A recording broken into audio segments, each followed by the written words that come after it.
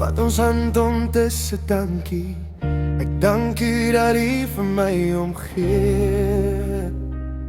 Ek sê net dankie, dis 'n brief van 'n leerling.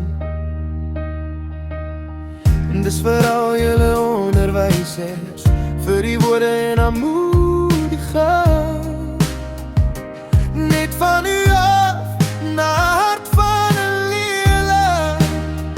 Oh, ek bly vir al die jare, vir die smiles en die trane.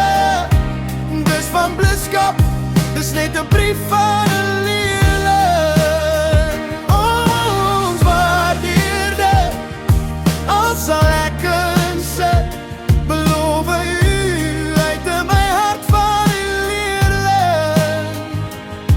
En positief sal ek bly, ja.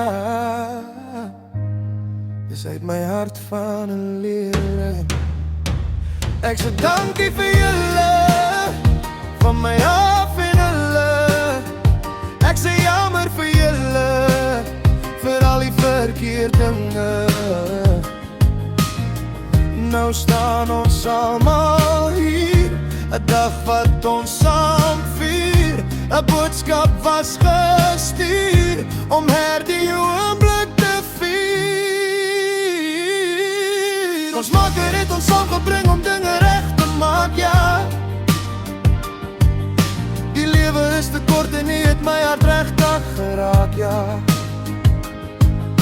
Ons het nog 'n kans om dinge reg te maak, vir nou en toekoms, U is ons held, ja. Vat ons hand op disse dankie, ons dank U dat U vir my ons gee. Ons sê net dankie, en dis 'n brief van 'n leerling. Ja, uit die hart van 'n leerling, dis vir my en vir die man. Uit die hart van 'n leerling, die woord van 'n leerling. Die dinge kom reg maak, van ons na U, man. Dis net 'n brief van 'n leerling.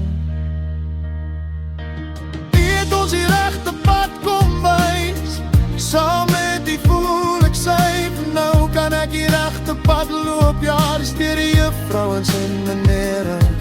Ons sê dankie vir die 1000 keer van my hand om te sê baie dankie. Ons dank God dat U vir ons omgee. Ons sê net dankie, en dis die brief van 'n leerling.